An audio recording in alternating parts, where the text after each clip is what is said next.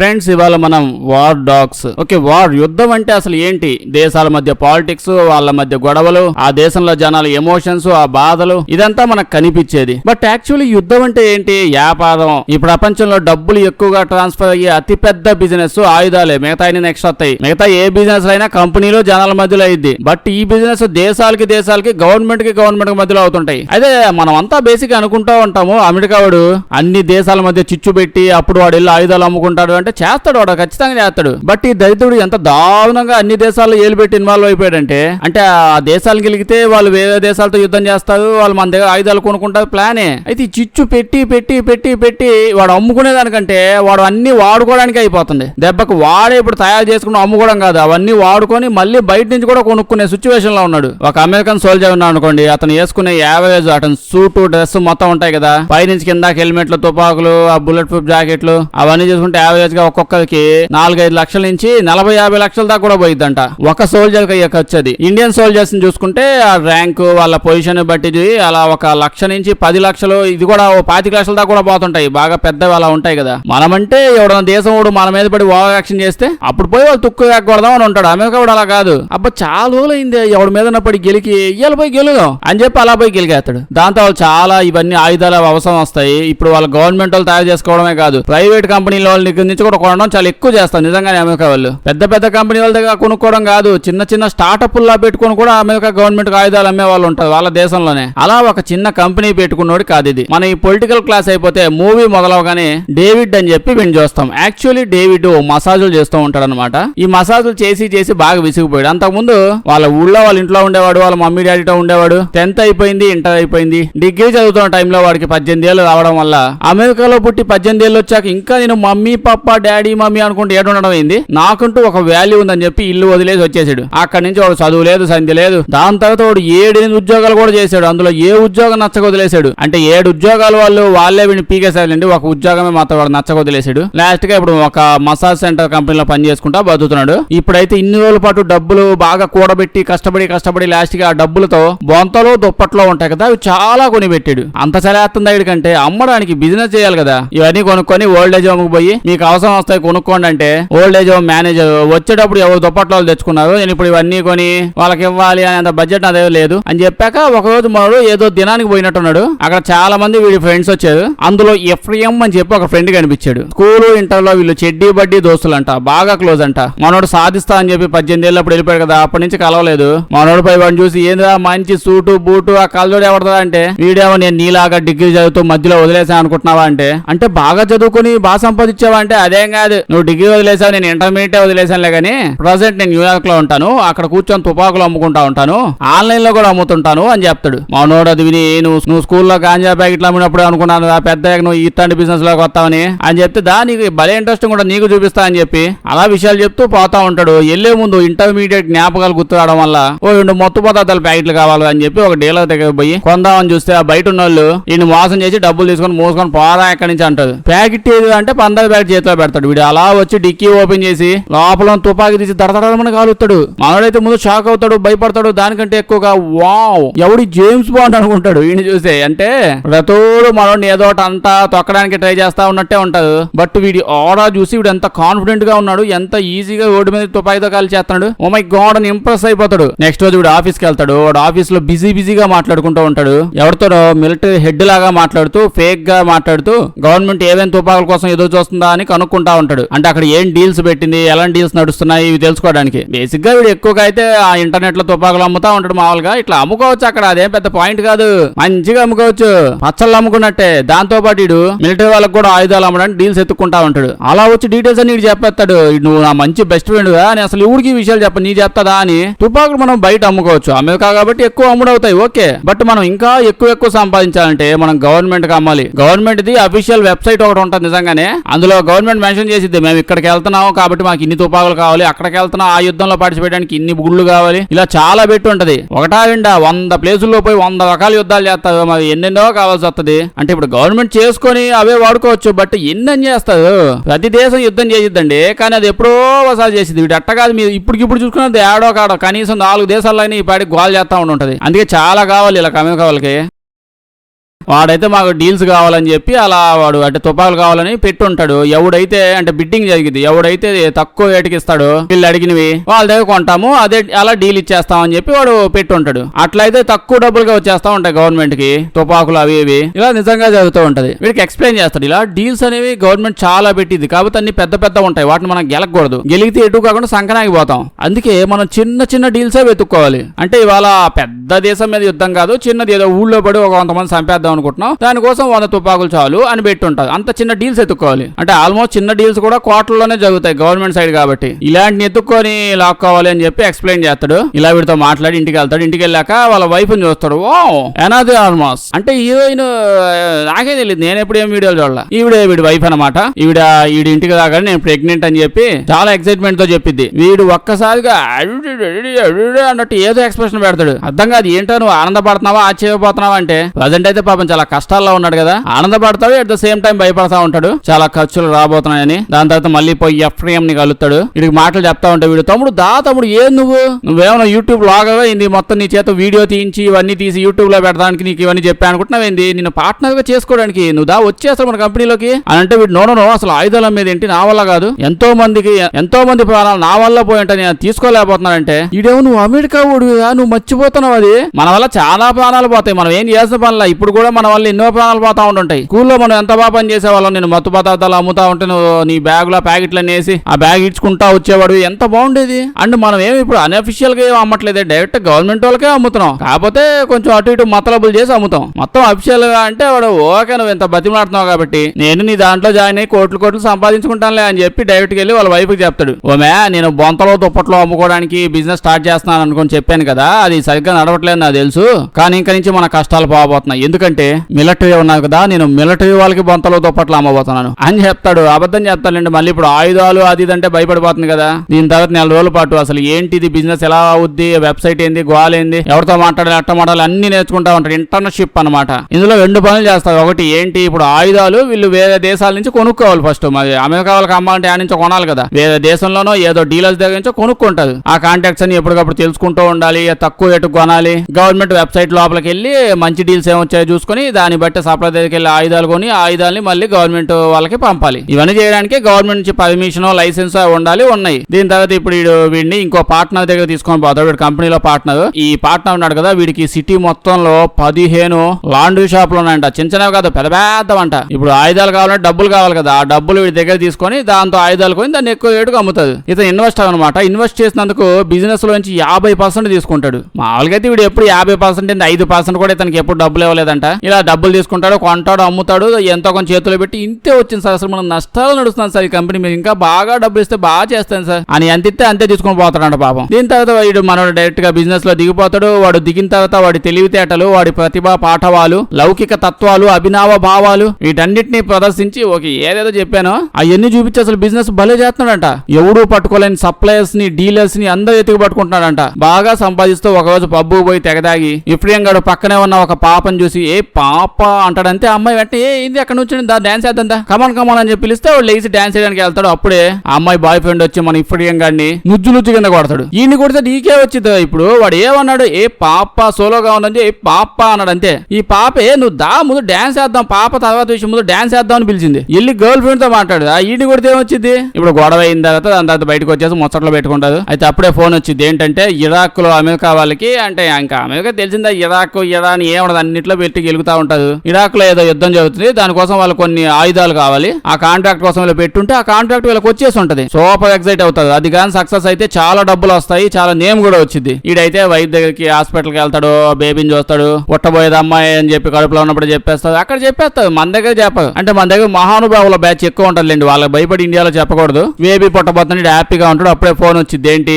Iraq లో military batch వాళ్ళు America వాళ్ళు యాక్చువల్లీ వీళ్ళు ఇటలీలో ఆయుధాలు ఉన్నాయి, అక్కడ కొనుక్కొని ఇరాక్ కి పంపిస్తున్నారు. మిలిటరీ హెడ్ ఫోన్ చేసి ఏం చెప్పాడు, అమెరికా వాళ్ళు ఇప్పుడే కొత్త రూల్స్ తెచ్చారు, ఇటలీ నుంచి ఆయుధాలు రావడం అనేది బ్యాన్ అయిపోయిందంట, క్యాన్సిల్ చేశారంట. మనోడికి ఏం డీటెయిల్ తెలియదు. అసలు మీరు ఎందుకు అంత భయపడుతున్నారు, మీరు తుపాకులు అడిగేది మేము తుపాకులు తెచ్చిస్తాను, అసలు ప్రాబ్లం ఏం కాదు, మీరు శుభ్రంగా పడవటాలు దీన్ని పడుకోండి అంటాడు. ఈ విషయం వీడు చెప్తే కరెక్ట్ చెప్పావు, నేను చూసుకుంటాను కదా, మనం ఇప్పుడు ఆయుధాలని ఇటలీ నుంచి డైరెక్ట్ జోర్డానికి పంపిద్దాం, అక్కడి నుంచి ఇరాక్ ఆయుధాలు తీసుకురానికి వెళ్ళడానికి ఏ బ్యాన్ ఉండదు. ఇలా ఫిక్స్ అయిపోయి దీని తర్వాత ఆ రోజు నైట్ ఇప్పుడు ఆల్రెడీ బేబీ పుట్టబోతుందని తెలిసింది కదా, మంచిగా ఇంట్లో పార్టీ పెట్టుకుని ఎంజాయ్ చేస్తా ఉంటాడు మనోడు. అప్పుడే ఇక్కడికి ఇఫ్రేం గాడు వస్తాడు. ఇఫ్రేం గాడు వీళ్ళందరిని చూసి షాక్ లో ఉంటాడు. ఎందుకంటే ఓకే చెప్తాను, ఇప్పుడైతే వీడిని బయట పిలుస్తాడు. బయటకు కానీ పిలిచాక చాలా పెద్ద ప్రాబ్లం అయిపోతుంది. ఏమవుతుందో తెలియదంటే, ఏమైంది ఆయుధాలు ఆగిపోయా అంటే, నన్ను పార్టీకి పిలవకుండా మీరు మంచిగా ఎంజాయ్ చేసుకుంటున్నారు కదా అని చెప్పి ఇడు బాధ. మనం స్కూల్ నుంచి ఫ్రెండ్స్, మీకు మంచిగా పిల్లలు పడుతున్నారు, పార్టీ ఇచ్చుకుంటున్నారు, కనీసం చూసి కాస్త మంచి తాగిపోదా అని చెప్పి కూడా పిలవాలనిపించలేదా? నేనేమో ఎక్కువ తింటా అంటా, చూడడానికి ఇంత కనిపిస్తా అని చెప్పి మొత్తం తినేస్తా అనుకుంటున్నారా అని అడుగుతాడు. వాడు నిజంగా అదే చెప్తాడు, నన్ను ఎందుకు పార్టీ పిలవలేదని. రాగానే వాడు ఫేస్ చూస్తేనే అర్థం అయిపోయింది కదా, తెగ ఫీల్ అయ్యాడని. ఇది ఇప్పుడు అక్కయ్య ఆ పార్టీకి నాకు సంబంధం లేదు, వచ్చిన వాళ్ళంతా ఆ అమ్మాయి వైఫ్ యొక్క ఫ్రెండ్స్. నేను హస్బెండ్ అవ్వడం వల్ల సంబంధ బాంధవ్యాల్లోకి వెళ్ళి ఏళ్ళు పెట్టాల్సి వచ్చింది. నేను ముందు ఏం జరిగిందో చెప్పంటే, వీళ్ళు ఇటలీ నుంచి ఆయుధాలు జోర్డాన్ పంపించి, జోర్డాన్ నుంచి వీళ్ళు అడిగిన అమెరికా ఎక్కడ ఉందో అక్కడ పంపించాలనుకున్నారు కదా. బట్ జోర్డాన్ ఎయిర్పోర్ట్ లో కస్టమ్స్ వాళ్ళు తుపాకులన్నీ ఆపేశారంట. ఇంకో పక్క మిలిటరీ హెడ్ కూడా అక్కడ నుంచి ఫోన్ చేస్తా, ఎయిర్పోర్ట్ లో మీ తుపాకులన్నీ ఆపేశారని తెలిసింది. మీరు కానీ నాకు చెప్పిన టైం కల్లా ఇవన్నీ తుపాకులు తెచ్చి ఇవ్వలేదు అనుకో, ముందు మీ లైసెన్స్ క్యాన్సిల్ చేసేస్తాను. దాని తర్వాత మాకు దొరికిన తుపాకులన్నీ తెచ్చి మిమ్మల్ని లేపబడేస్తాను. 4 రోజుల్లో మేము అర్జెంట్ గా పోవాల్సిన ఒక యుద్ధం ఉందిరా. మీ మీద నమ్మకంతో మేము తుపాకులు లేకుండా యుద్ధంలో కట్టెళ్ళిపోగలం. నా తెలియదు ఆ తుపాకులు కావాలని వాడు కావాలా. వీళ్ళు ఏం చేయాలని ప్లాన్ వేస్తూ ఉంటారు. వీళ్ళ వైఫ్ పక్క నుంచి తినేసి ఉంటదాన్ని. మ్యాటర్ మొత్తం చెప్పేస్తాడు. మ్యాటర్ మొత్తం చెప్పాక పిచ్చ కోపడిద్ది. నాకు అసలు ఏమీ చెప్పలేదు, ఎట్ట కనిపిస్తున్నా నేను అది ఒక తుపాకులు అమ్మేవాడిని పెళ్లి చేసుకుంటున్నా అని చెప్పి చాలా సిగ్గుపడుతున్నానంటే, ఈడేమో మనకు అయ్యే ఖర్చులకి బొంతలో దుప్పట్లు అమ్ముకుంటా ఉంటే సరిపోతాను అనుకుంటున్నావా? నేనేమంటావు, కావాలని చేస్తున్నా, తెలియక వెళ్లాల్సి వచ్చిందంటే ఈ అమ్మాయి ఏమో నో తుపాకులు అమ్ముతావు దూరంగా ఉంటది. ఇడు వచ్చి మీరు తర్వాత గొడవపడదు కానీ చాలా అర్జెంటు అని వాడు లాక్కపోయి జోర్డాన్కి ఎత్తపోతాడు. జోర్డాన్కి వెళ్ళాక వాళ్ళు అక్కడ కస్టమ్స్ వాళ్ళని అడిగితే, మేము మీకు తుపాకులు ఇవ్వము, తుపాకులు తెచ్చిన ఏరోప్లేన్ కి లైసెన్స్ లేదు అని ఏదో చెప్తారు. ఎక్స్పైర్ అయిపోయిందంట. వీళ్ళు వాళ్ళ చేతుల్లో 4 డబ్బులు పెట్టి తుపాకులు ఎత్తపోతారు. దాని తర్వాత ఆ ఊళ్ళో ఉన్న ఒక పెద్ద స్మగ్లర్ గడి దిగిపోతాడు. ఎందుకంటే వాడే ఇట్లాంటి సామాన్లను ఒక ప్లేస్ నుంచి ఇంకో ప్లేస్ కి షిఫ్ట్ చేయించగలడు. అంటే బండిలో వెళ్ళిపోయి సరిపోద్ది, డైరెక్ట్ గా రోడ్డు మీద వెళ్ళిపోవచ్చు వాళ్ళు బండి వేసుకొని. ఇప్పుడు వీళ్ళ ఆయుధాలని మొత్తం కలిపి ఎదాకి ఎత్తబోవాలి. మనోడు తెగ భయపడిపోతుంది. తుపాకులు అమ్మడం అంటే నేను ఏడో కూర్చో ఉంటాను, ఆర్డర్ పెట్టగానే డైరెక్ట్ గా 7 నుంచి ఆడికి ఇంకో ప్లేస్కి వెళ్ళిపోతాయి. ఏం ప్రాబ్లం ఉండదు అనుకున్నాను. ఇదేంద్ర స్వామి ఏదో బ్యాచ్ చుట్టూ తిరగాల్సి వస్తుందని చెప్పి భయపడతాడు. ఈడేమో భయం ఏం లేదు, నువ్వే ఆలోచి నేనేమో పులిహార పొట్లాలు అమ్మడానికి నేను తీసుకొస్తా అని చెప్పాను. తుపాకులనే చెప్పింది, తుపాకులు అమ్ముతున్నప్పుడు ఇట్లాంటివి అవుతుంటాయి. ఇలా మాట్లాడుకొని ఇంకా బండి వేసుకొని బండి నిండా తుపాకులు పెట్టుకుని పోతా ఉంటారు. నైట్ టైము బోర్డర్ దగ్గర పోలీసులు ఆపుతారు. పోలీసులు ఆపినప్పుడు డ్రైవర్ వీళ్ళకి 2 ప్యాకెట్లు సిగరెట్ ప్యాకెట్లు ఇస్తాడులేండి. 2 ప్యాకెట్లు ఇచ్చాక, అంటే సామాన్లు ఏం లేవండి, మొత్తం లీగల్ సామాన్లే, కొంచెం బాగా అర్జెంట్ అండి, తొందరగా వెళ్ళాలండి అని చెప్తా ఉంటే అక్కడ ఉన్న పోలీస్ ఆయన ఆ మిలిటరీ అతను అప్పుడే ఇడితో ప్యాకెట్లు ఇచ్చేసావు కదా, లోడ ఎందుకు అవుతున్నావు, వెళ్ళిపో, ఎవడు ఆపాడు అసలు నేను, ఇప్పుడు ప్యాకెట్లు చేతిలో పెట్టావు, వెళ్ళిపో, మధ్యలో ఎందుకు మాట్లాడుతున్నావు అని చెప్పగానే బండి పోతా ఉంటది. వీళ్ళు పడుకుని పోతారు. శుభ్రంగా స్లీప్ వేసి పొద్దున్న లెగిస్తే బండి ఏదో ఎడారిలో ఆగుంటది. మరి ఇప్పుడు ఇంకో దేశానికి కదా పోవాల్సింది, అంతా ఎడారి ఉంటది. ఎందుకు ఆగిందో చూస్తే డీజిల్ అయిపోయింది. అతను నింపుకుంటున్నాడు క్యాన్ నిండా. ఈ లేచి కొంచెం కాలకృత్యములు తీర్చుకుంటున్నాడు. అప్పుడు వీడు వైఫ్ ఫోన్ చేసి, నువ్వు నా కోసం చాలా కష్టపడుతున్నావు, మన ఖర్చుల కోసమే కదంతా చేస్తుంది, నేనేం అనుకోనులే, ఫీల్ అవ్వ, మాకు మంచిగా చేసుకో, బాగా డబ్బులు ఎక్కువ వస్తున్నాయా, సరే ఈసారికి డబ్బులు బాగా వస్తుంటున్నాయి, ఆ కట్లని తీసుకొచ్చేసాయి, దాని తర్వాత మనం ఇంకోటి ఏమైనా చేసుకుందాం, ఇప్పుడు నువ్వు ఆయుధాలు అమ్ముతా పోతే బాగోదు కదా, సరే నువ్వు చెప్పినట్టు చేస్తానులేని చెప్పి ఇటు చూస్తే అటు సైడ్ నుంచి ఎవరో బంతిపోట్లు ఉంటారు కదా బ్యాచ్లు, వాళ్ళు వస్తున్నారు. వాళ్ళు తుపాకులు గాల్లో వచ్చేటప్పుడు ఆంధ్రలో గాల్లో కాల్చుకుంటా వస్తారు. ఇప్పుడు వీళ్ళ దగ్గర ఆయుధాలు ఉన్నాయి, అవి కొట్టడానికి వీళ్ళు వస్తున్నారు అంటే అంత సీన్ లేదు. ఎవరో రోడ్డు మీద బండి వేసుకుని పోతున్నారు. వాళ్ళు కొట్టేసే దొరికితే లేకపోతే బండిపోట్లు అమ్మేసుకోవచ్చు. ఇట్టా తుపాకులు పట్టుకుని ఇలా ఫీల్ అయి తిరిగే బ్యాచ్ చాలా ఉంటది. ఆడ ఆంధ్రవేలో హైవేల మీద తిరిగే బ్యాచ్ చాలా రెగ్యులర్ గా అటు పడి తిరుగుతా ఉంటారు ఇట్లాంటి వాళ్ళు. అందులోనూ తుపాకు వేసుకున్నట్టు వెనకే వస్తాడు, భయం వేస్తాడు. రెండు ఏడున్నా కానీ గోల చేస్తాడు. ఆల్రెడీ అటు సైడ్ పోయాడు కదా, ఎందుకు గోల్ చేస్తున్నావు, వెళ్దాం ప్రశాంతంగా వెళ్దాం, పక్కనే ఉంది, నువ్వు ఏడ ఉందా అనుకుంటున్నావు, పక్కనే ఉందని వస్తా ఉంటే ఈడేమో నీ ర్యాంప్ వాక్ మోడల్ లాగా స్లోగా వస్తున్నావు. వాడు చూస్తావుగా, వాడు అడుగు తీసి చూడగానే ఇంకా లంతే లగో పరిగెత్తుకుంటూ వచ్చి డ్రైవర్ సీట్ లో దూకుతాడు. బండి స్టార్ట్ చేస్తాడు. డ్రైవర్ ఒకటేడో మూల ఉన్నాడు, డీజిల్ తక్కువతోనే స్టార్ట్ చేస్తాడు. నువ్వు క్యాన్ పెట్టుకుని లగెత్తుకుంటూ వచ్చి డొక్కు బండి స్టార్ట్ అయ్యే లోపల వచ్చేస్తాడు అని చెప్పగానే బండి స్టార్ట్ చేయగానే వాడు వెనకాల పరిగెత్తుకుంటూ వచ్చి అలా ఏలాడతాను. ఇప్పుడు ట్రక్ ఎక్కాక పెట్టు డీజిల్ అందులో నింపేస్తాడు బండి లోపల. వాళ్ళేమో తుపాకులతో తప్ప కాలుస్తా చాలా ఫాస్ట్ గా దగ్గరకు వచ్చేస్తాడు. అయిపోయింది ఇలా బతుకు, ఇలా చంపేయడం కాకుండా తుపాకులు కూడా లాక్కెళ్ళిపోతాయి ఎలాగని అని అనుకునే టైంకి జొమ్మని మిలిటరీ వాళ్ళు వచ్చేస్తారు. అంటే అమెరికా వాళ్ళు వచ్చేస్తారు. అంటే వీళ్ళు ఆల్మోస్ట్ దగ్గర దాకా వచ్చేసారు. ఆ చుట్టుపక్కల ఈ రేంజ్ లో సౌండ్లు వస్తున్నాయంటే, అంటే తుపాకులు గాలిలో కాల్చుకుంటూ వస్తున్నాయి ఎదవలో, ఈ రేంజ్ లో అక్కడ సౌండ్లు వస్తున్నాయంటే ఖచ్చితంగా తుపాకులు బాంబులు అవుతాయి.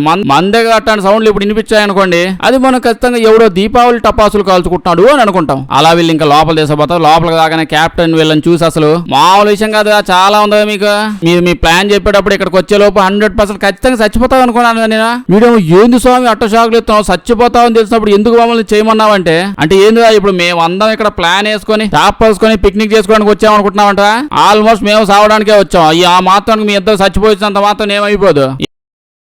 ఏదైతే బాగా చేశావు డబ్బులు ఎత్తపండి అని చెప్తారు. ఇంకా వాళ్ళు మంచి కట్టలు డబ్బులు తీసుకుంటారు. దాంతో పాటు వాళ్ళ సామాన్లతో పాటు ఫోటోలు సెల్ఫీలు కూడా తీసుకుంటారు. బేసిక్ గా వీళ్ళు చేతను మొత్తం లీగలే, కొంచెం ఎక్స్ట్రా అవి చేస్తూ మతలబ్బులు చేస్తూ పని చేస్తున్నారు అంతే. ఇప్పుడు వీళ్ళనైతే సెక్యూరిటీ ఇచ్చి మరి తీసుకొని పోయి అమెరికా దగ్గర ఎయిర్పోర్ట్ దాకా వదిలేసి ఉంటారు. ఈ డీల్ తో వాళ్ళు చాలా డబ్బులు సంపాదించి ఉంటారు. ఈ డబ్బులు ట్యాక్స్ దాకా పోకుండా సగం డబ్బులు దాచిపెట్టి అలా తీసుకుపోయి పిచ్చగా ఎంజాయ్ చేస్తున్నారు. వీళ్ళ కంపెనీ నేమ్ కూడా బాగా పెద్ద అయిపోయింది. అది కొంచెం పెద్ద డీల్. అంత పెద్ద డీల్ చేయడం వల్ల వాళ్ళ నేమ్ బాగా పెద్దదైంది.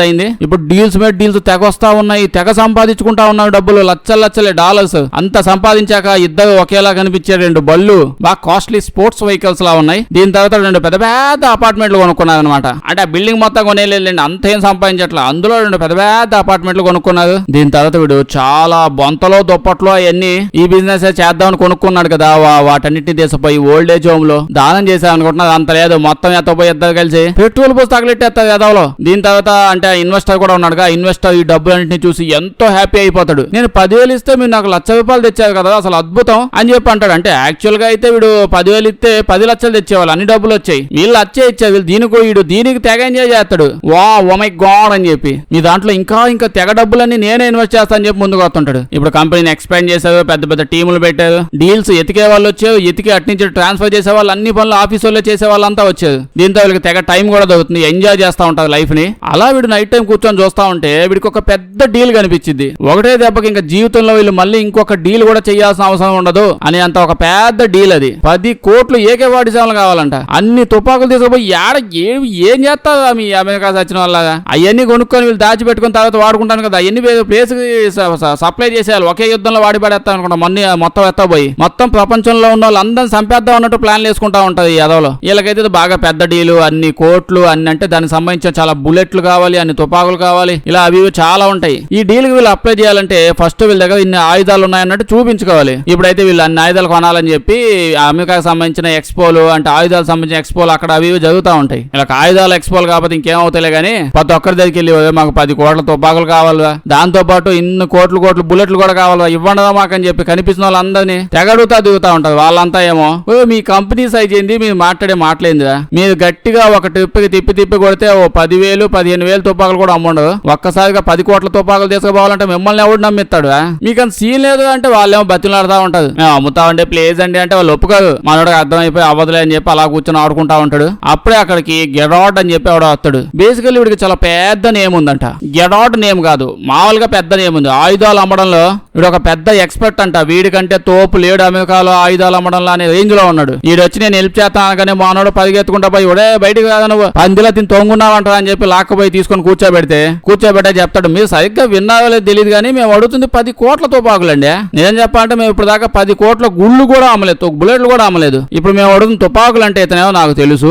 బేసికలీ ఒక దేశం ఉంది, ఆ దేశం మీదకి జపాన్ వాళ్ళు, రష్యా వాళ్ళు, అమెరికా వాళ్ళు, చైనా వాళ్ళు వీళ్ళందరూ కలిసి యుద్ధానికి రాబోతున్నారని చెప్పి తెగ భయపడిపోయి గొప్పలుగా తుపాకులు, బుల్లెట్లు అవి ఇవి తాజాగా తయారు చేసి పెట్టుకున్నాడంట. అన్ని రెడీ చేసి పెట్టుకుని అందరి దేశాలను అడుగుతా ఉంటాం, మీరు ఇప్పుడు మా దేశం మీదకి యుద్ధానికి వస్తున్నారు కదా, ఏ పాయలు ఎప్పుడు వస్తున్నా చెప్పండి అంటే ప్రతి దేశం వాడు ఒకటే రిప్లై ఇచ్చాడు. ఎవడో అసలు నువ్వు మీ దేశం మొత్తం పట్టుకొని పిండేసిన 1 లీటర్ పెట్రోల్ రాదు, 1 కేజీ బంగారం కూడా దొరకదు. ఏం చేయాలి మీ దేశం మీదకి యుద్ధానికి వచ్చి మేము మట్టి మషన ఎత్తపోవాలా, ఇంట్రెస్ట్ లేదు అని చెప్పి వాడు జోలికి ఎప్పుడు రాలేదంట. దీని వల్ల వాడి తుపాకులన్నీ రోజు తుప్పు పట్టిపోతా దాని మీద నా తుప్పు తుడుచుకుంటా కూర్చున్నాదంట. దాంతో వీళ్ళు ఎట్టాగో పోతాయి కదా, సో వీటిని ఎంత చీప్ గా ఉంటే అంత చీప్ గా అమ్మి పడేద్దామని వాళ్ళు అలా ఎదురు చూస్తా ఉన్నారు. ఆ దేశం నాకు తెలుసు, ఆ దేశంతో డీల్ నేను చేస్తాను, మీరు మీ డీల్ ని కంటిన్యూ చేసుకోవచ్చు, నేను కొంచెం షేర్ తీసుకుంటాను అని అంటాడు. మనోడు అడుగుతాడు, అంటే ఇప్పుడు ఈ డీల్ చేస్తే కోట్ల రూపాయలు డబ్బులు వచ్చింది కదా, అలాంటిది మీరే అమ్ముకోవచ్చు కదా, మీరు పిల్లి పిత్తు షేర్ ఉంచుకొని మొత్తం మాకే ఇచ్చేద్దాం ఎందుకు అనుకుంటున్నారు అని అడిగితే, విషయం ఏంటంటే తమ్ముడు అమెరికా గవర్నమెంట్ వాళ్ళు నేను ఆతంకవాదులకు హెల్ప్ చేశానని చెప్పి ఆఫీస్ చుట్టుపక్కల ఎక్కడ కనిపిస్తే కుక్కల చేత కొరికితా అని చెప్పి బ్యాన్ చేసేసారు. నేను చేయలేదు అందుకే మీ చేత చేయిస్తున్నాను అని చెప్తాడు. ముందు భయపడతారు, తర్వాత డీల్కి వెళ్ళిపోతారు. దీని తర్వాత అల్బేనియా ఈ దేశానికి పోతారు. ఈ దేశం వాళ్ళే కుప్పలు కానీ తయారు చేసి కుప్ప పెట్టుకున్నారంట. ముందు అక్కడికి వెళ్ళి ఫస్ట్ చెక్ చేయాలి అన్ని ఆయుధాలు కరెక్ట్ గానే ఉన్నాయి కదా, తుప్పు ఎక్కువ పట్టేసి బుల్లెట్ కూడా బయటకు రావట్లేదా ఏందనేది. ఈ తుపాకులు తీసి కాలుస్తుంటే భలే పని చేస్తున్నాయి, అన్ని బానే ఉన్నాయి కాబట్టి ఇప్పుడు వీళ్ళు బిడ్డింగ్ వేయాలి. చెప్పిల్లా చాలా కంపెనీ వాళ్ళు బిడ్డింగ్ వేస్తారు. ఇందులో బెస్ట్ వాడికి డీల్ వచ్చింది. వీళ్ళైతే బిడ్డింగ్ వేసి పెట్టారు. 5 నెలల పాటు వెయిట్ చేస్తా ఉంటారు. అది ప్రాసెస్ అవడం చాలా టైం పట్టింది, పెద్ద డీల్ కదా. 5 నెలల రిప్లై వచ్చింది, ఆ డీల్ వీళ్ళకే వచ్చింది. కాకపోతే పెద్ద డీల్ అవడం వల్ల వాళ్ళ కంపెనీ కాగితాలు, రికార్డ్స్, బొకార్డ్స్ అన్ని కరెక్ట్ గా ఉండాలా. వీళ్ళు చిత్తు కాగితాల మీద కరెక్ట్ గా లేవు అసలు, ఆ రికార్డులు లేవి. సో వీళ్ళంతా ఫేక్ రికార్డులు తయారు చేయడం మొదలు పెడతారు. ఇప్పుడు యుఎస్ మిలిటరీ మెయిన్ హెడ్స్ అందరిని కలవడానికి పోతారు.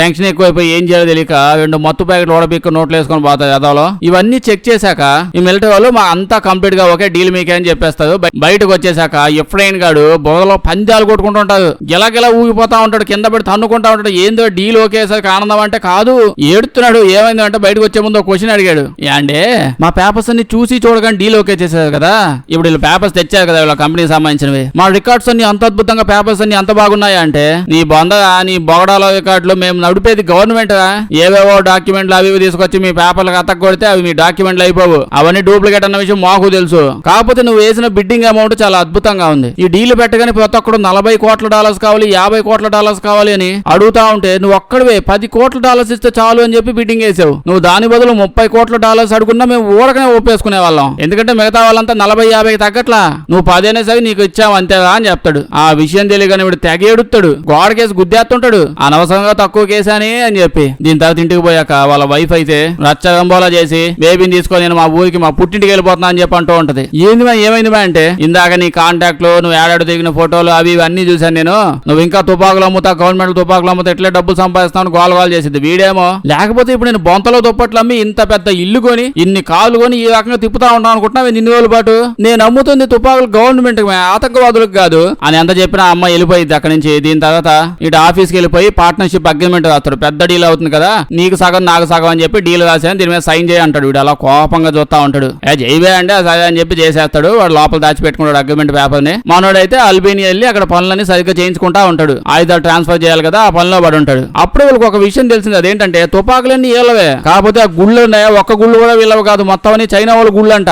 అప్పుడే అమెరికా వాడు చైనా వాడి దగ్గర మనం ఏది అసలు కొనబోవడం లేదు, టీవీలు ఫ్రిడ్జ్లు ఫోన్లు అన్ని కొందాం, అవన్నీ తెయించుకుందాం, ఏం పర్లేదు, ఐఫోన్లు అయితే మొత్తం అన్ని చైనాలోనే మ్యానుఫ్యాక్చర్ చేసుకుందాం, కానీ గుళ్ళు కొంటే మేము ఒప్పుకోమని చెప్పి గుండుగాడు చాలా గట్టిగా చెప్పేసి ఉంటాడు. అయితే ఇప్పుడు ఇవన్నీ చైనా గుళ్ళు. వీడికి ఫోన్ చేసి అడిగితేనేమో, మీరు మీ సోది నేను ఎక్కడ ఆయుధాలు ఉన్నాయి, ఏమున్నాయి, ఏ ఊళ్ళో ఉన్నాయి మీకు చెప్పానయ్యా, నేనేమో తయారు చేస్తానవి, మీరు వెళ్ళి చెక్ చేసుకోవాలి కదా, చెకింగ్ అని చెప్పి పోయి వెకేషన్ పోయి ఏం చేసి వచ్చేది సరిగ్గా చూడకుండా వచ్చేసారా, ఇప్పుడు అంతా మీరే చూసుకోవాలి, నన్నేం చేయమంటారు, నాకు సంబంధం లేదని చెప్పి పెట్టేస్తాడు. ఇలా టెన్షన్ పడతా ఉంటే వీడు వచ్చి ఒక ఐడియా చెప్తాడు. ఏముంది ఇప్పుడు అవి చైనా గుండ్లని ఎలా నిలుస్తాయి, వాడు గుండు మీద చేసి చెప్తాడు, ఇది చైనా గుండు, ఇది అమెరికా గుండు, ఎవడు గుండు అంతా గుడ్డు ఒకటే ఉంటది కదా, ఆ డబ్బాలన్నీ చైనా లాంగ్వేజ్ లో రాసింది, అందుకే చైనా అని తెలుస్తుంది. మనం ఇప్పుడు ఆ గుళ్ళని తీసేసి మన డబ్బాలు తెచ్చుకుందాం, మన డబ్బాల్లో నింపుకుందాం, గుండే కదా, ఇంకో డబ్బాలు వేద్దాం ప్లాన్ వేస్తాడు. వెళ్ళి ఒక ట్రాన్స్పోర్ట్ కంపెనీ వాడిని కలుస్తాడు, వాడు నాకు $1,00,000 కావాలంటాడు. ఆ మాట వినగానే వీడు షాక్ అయిపోయి, మనం ఇంత పెద్ద డీల్ చేస్తుంటాడు, ఓన్లీ $1,00,000 అడుగుతున్నాడు ఏంది. అప్పుడే ఏంటంటే వీడికి మ్యాటర్ తెలియదు, ఇదంతా ఏదో ఇస్తున్నాడు ట్రాన్స్ఫర్ చేయాలంతే, చైనా వాళ్ళది తెలియకుండా అమెరికాకి పంపిస్తున్నారు, ఈ విషయాలు ఏమీ తెలియదు వీడికి. నార్మల్ అనుకుని $1,00,000 అడిగాడు, ఓకే అని స్టార్ట్ చేస్తాడు ప్యాకింగ్ అంతా జరుగుతా ఉంటే ఇడు ఏం చేస్తాడంటే, ఎఫ్రేం గాడికి ఓవర్ యాక్షన్ లో ఉండే కొద్ది ఎక్కువ అయిపోవడం వల్ల వీళ్ళిద్దరికి ఇప్పుడు డీల్ తెచ్చింది ఎవడు, అలా గెడౌట్ అని చెప్పాడు ఉన్నాడు కదా, మనోడు ఫోన్ చేసి నేను డీల్ లోంచి తీసేస్తాను, అసలు వాడికి పర్సెంటేజ్ ఇచ్చేది ఇంత చేస్తాను, మనం అయితే అసలు అవసరం లేదు వాడు అని చెప్పి తీసేస్తా అంటే వీడేం వద్దొద్దుగా స్వామి వాడు గురించి తెలియదు, తాగేసి ఓవర్ యాక్షన్ చేస్తున్నావు, అసలు వాడు మంచి అనుకుంటున్నావా అని ఎంత చెప్పాడు, గోల ఏం చేసినా వాడు వినకుండా డీల్ లోంచి తీసేస్తాడు వాడిని. దాంతో గెగాడిగాడికి అదే అతనికి ఒళ్ళు మండిపోయి మనోడు జాగింగ్ పోతా ఉంటే పొద్దున్నే పట్టుకొని తీసుకెళ్లిపోయి వాడిని వాయ కొడతాడు, నన్నే డీల్ లోని తీసేసి డీల్ అంతా చేసుకుందాం అనుకుంటున్నారా అని చెప్పి తెగ భయపెడతాడు. ఇంకో పక్క ఇటు సైడ్ భయపెట్టి వదిలేసాక ఇటు సైడ్ వస్తే ట్రాన్స్పోర్ట్ అతను, యాండి నా డబ్బులు నాకు ఇవ్వలేదండి, $2,00,000 కదా నేను అడిగింది, ఇప్పుడైతే నాకు $1,00,000 వద్దులేండి, ఒక $5,00,000 ఇవ్వండి అంటాడు. ఇదేందు అంటే, నాకు ఇప్పుడే తెలిసింది అందులో రిస్క్, మీరు చైనా వాడిని తీసుకువచ్చి అమెరికా అని చెప్పి తీసుకుపోతున్నారు, ఆ మాత్రం మాకు తెలియదైంది, సో నాకు 1,00,000 సరిపోదు, 5,00,000 కావాలి, అయినా నేను 1,00,000 అడిగే దానిలో 10,000 కూడా ఇవ్వలేదు ఇప్పుడు దాకా, మీరు ముందు అది ఇవ్వండి అంటాడు. దీని తర్వాత చూస్తే ఇక్కడ మెయిన్ మేనేజర్ డీల్ చేస్తున్నారు వీళ్ళంతా ఉన్నారు కదా, వీళ్ళని ఎవరో చంపేస్తా ఉన్నారు. మనోడేమో ఇక్కడ కూర్చొని సాపీగా కూర్చొని ప్యాకింగ్ చేసి పంపించేద్దాం, ఏదో ఫుడ్ డెలివరీ ఏముందన్నట్టు తిరుగుతున్నాడు. కానీ ఇంత జరుగుతా ఉండే ఇక్కడ భయం వేసింది. ముందు వదిలేసి అమెరికాకి వెళ్ళిపోతాం, తర్వాత కావాలంటే అడుగు తిని బతకొచ్చు, ఇది వల్ల కాదని చెప్పి టెన్షన్ అయిపోతాడు. డైరెక్ట్ గా ముందైతే అమెరికాకి వెళ్ళిపోయి వీడి దగ్గరికి వెళ్ళి అడిగితే వాడు అగ్రిమెంట్ కాల్ చేసి నువ్వెవరో నాకు తెలియదు, నేనెవరో నీకు తెలియదు, అసలు ఎవడు నువ్వు అని ఆ డీల్ 50-50 అన్నాడే, మొత్తం కంపెనీలో షేర్ లేదన్నట్టు కాల్ చేస్తాడని. దాని తర్వాత వీడు వచ్చిన తర్వాత డీల్ మొత్తం వీడు ఒక్కడే కంప్లీట్ చేయించేసుకుని